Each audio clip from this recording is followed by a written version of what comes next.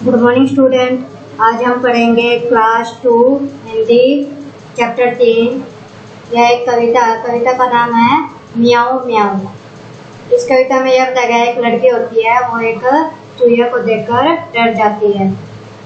अब हम कविता पढ़ेंगे। सोई सोई एक रात में सोई सोई रोई एकाएक बिलख कर रोई। जो एक वो लड़की होती है, वो एक रात को वो सोती है तो वो एकदम डर जाती है, बिलख कर रोने लग जाती है।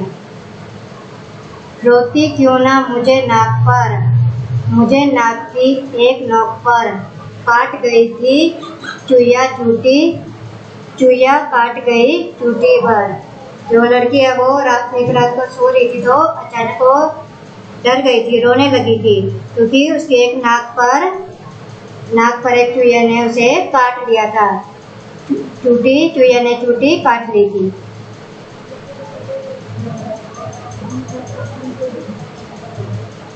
सचमुच बहुत डरी चुईया से सच बहुत डरी मैं। खड़ी देखकर चुईया को मैं लगी कांपने खड़ी में। वो लड़की चुईया को देखकर बहुत डर गई थी और देखकर वो कांपने लग गई थी। सूझा तभी बहाना मुझको सूझा एक बहाना, जरा डराना चुईया को भी जरा डराना। जो लड़की थी वो चुईया को देखकर बहुत डर गई थी। उसने चुईया को डराने के लिए एक तरकीब सोची।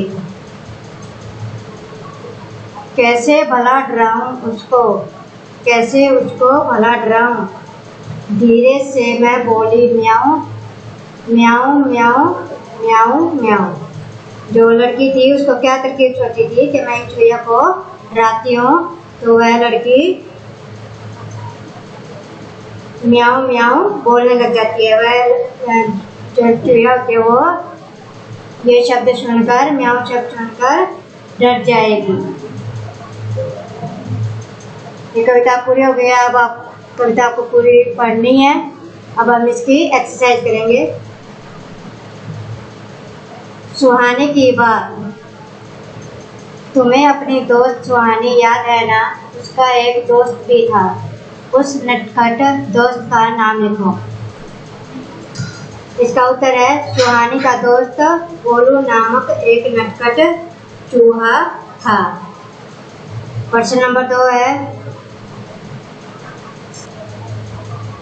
2 है इस कविता में बिल्ली की आवाज किसने निकाली? उसका भी नाम सोचो। इसका उत्तर है इस कविता में बिल्ली की आवाज एक लड़की ने निकाली है। मेरी कल्पना के अनुसार उसका नाम कोमल है।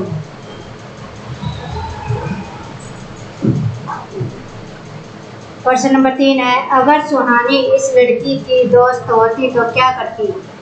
इसका उत्तर है यदि सुहानी उस लड़की की दोस्त होती तो वह उसे भयभीत नहीं होने देती तथा चुईया को भगा देती। प्रश्न नंबर 4 है कविता में लड़की ने म्याऊं की आवाज निकाली थी। म्याऊं की आवाज सुनकर चुईया पर क्या असर हुआ होगा? इसका उत्तर है लड़की की म्याऊं की आवाज सुनकर चुईया को लगा होगा कि यह बिल्ली की आवाज है और वह डर कर भाग गई होगी। प्रश्न नंबर 5 है तुम्हें सबसे ज्यादा डर किससे लगता है? तब तुम क्या करते हो? इसका उत्तर है मुझे सबसे ज्यादा डर काली बिल्ली से लगता है। उसे देखते ही मैं छिप जाता हूँ। प्रश्न नंबर 6 आप बताओ तुम्हें अगर उसे डराना हो तो कैसे डराओगे, क्या करोगे? इसका उत्तर है अगर मुझे काली बिल्ली को डराना होगा तो मैं उसे कुत्ते की आवाज भो निकालकर डराऊंगा। नीचे लिखे शब्दों का वाक्यों में इस्तेमाल करो। सूझा माँ की डांट से बचने का उसे एक उपाय सूझा। धीरे से, इसका हमें वाक्य बनाना है। श्याम धीरे से कमरे में आया। सचमुच मुझे सचमुच गाना नहीं आता। बहाना मैं स्कूल न जाने का कोई बहाना सोचने लगा। आगे है नोक। चूया ने नाक की नोक पर चूटी भरी। प्रश्न नंबर 7, किन किन चीज़ों की नोक होती है लिखो और उसका चित्र भी बनाओ। जिस कलम की नोक होती है, सुई की, चाकू की, पेंसिल, मेज, तीर, इन सब की नोक होती है। तो इनका आपको चित्र बनाना है। प्रश्न नंबर 8 है चूटी अंगूठे और उंगलियों से भरी जाती है। अंगूठे और उंगलियों से और कौन कौन से काम किए जा सकते हैं? इसका उत्तर है चुटकी बजाना, लिखना, माला फिरौना, कैरम बोर्ड खेलना। ये सब हम अंगूठे या उंगलियों से करते हैं।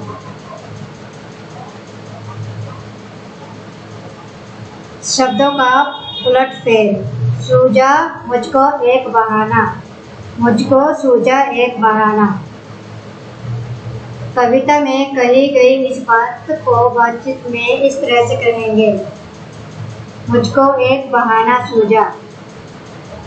प्रश्न नंबर 9 है नीचे लिखी बातों को 2 तरीके से लिखो। खड़ी गाय थी चौराहे पर। इसको हम और दूसरे तरीके से भी लिख सकते हैं। गाय खड़ी थी चौराहे पर। चौराहे पर गाय खड़ी थी।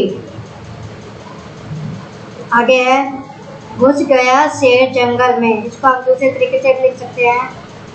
जंगल में शेर घुस गया। या दूसरे तरीके से लिख सकते हैं शेर घुस गया जंगल में। ये एक्सरसाइज कंप्लीट हो गई है। आपको ये एक्सरसाइज बुक में करनी है और क्वेश्चन आंसर कॉपी में लिखनी है।